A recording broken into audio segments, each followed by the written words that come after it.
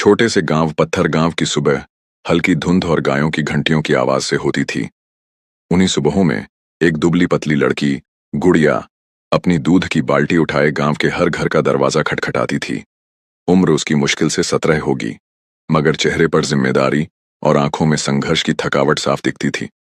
उसके पिता नहीं रहे, माँ बीमार रहती थी और छोटे 2 भाई स्कूल जाते थे। गुड़िया ही परिवार की कमाने वाली थी। गांव का एक बिगड़ैल लड़का था, शेरू। उसके पिता प्रधान थे और उसे किसी से डर नहीं लगता था। वह न पढ़ता न काम करता, दिन भर गांव में बाइक पर घूमता और लोगों को परेशान करता। शेरू की नजर बहुत समय से गुड़िया पर थी। वो हर रोज उसे रास्ते में रोकता, ताने मारता। अरे दूध वाली, इतना बोझ उठाती है, चलो मैं पकड़ लूं तेरे हाथ की बाल्टी। गुड़िया चुपचाप सिर झुकाकर निकल जाती, लेकिन यह चुप्पी शेरू को और हिम्मत देती। एक दिन उसने हद कर दी। रास्ते में गुड़िया को रोककर उसकी बाल्टी गिरा दी। दूध की धार मिट्टी में बह गई।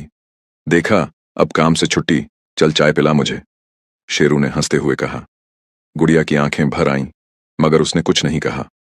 वापस लौटी, मां को देखा जो खांसते हुए बिस्तर पर पड़ी थी। भाई ने पूछा, दूध बेचाई दीदी? मगर उसने सिर हिला दिया।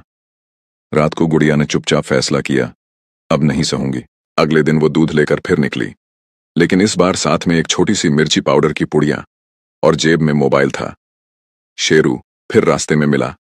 अरे ओ दूध वाली, आज कितना दूध है, थोड़ा दिल पे भी डाल दे। जैसे ही वो पास आया, गुड़िया ने मिर्ची उसकी आंखों में फेंकी। शेरू चीख उठा, आंखें जल रही हैं। गुड़िया ने झट से मोबाइल निकाला, वीडियो बनाना शुरू कर दिया। गांव के कुछ लोग इकट्ठा हो गए। देखिए सब, ये है गांव का शेरू जो लड़कियों को तंग करता है। गांव में यह बात आग की तरह फैल गई। वीडियो पंचायत तक पहुंचा। गांव की बड़ी पंचायत बैठी।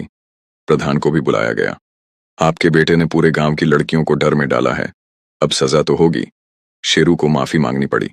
साथ ही पंचायत ने फैसला किया कि शेरू को गांव के स्कूल में सफाई और खेती का काम करना होगा, ताकि उसे मेहनत का मूल्य समझ आए। अब गुड़िया फिर दूध बेचती है, मगर सिर ऊंचा करके। गांव की औरतें भी अब उसकी इज्जत करती हैं। एक बार उसकी मां ने पूछा, डर नहीं लगा बेटी? गुड़िया बोली, डर तब लगता है जब चुप रहते हैं, जब बोलने लगते हैं तो डराने वाले भाग जाते हैं। यह कहानी सिर्फ एक दूध वाली की नहीं, हर उस लड़की की है जो हर रोज संघर्ष करती है, सहती है और फिर एक दिन बोलती है। और जब एक लड़की बोलती है तो गांव की सोच बदलती है। उम्मीद करता हूं आपको मेरा यह वीडियो पसंद आया होगा।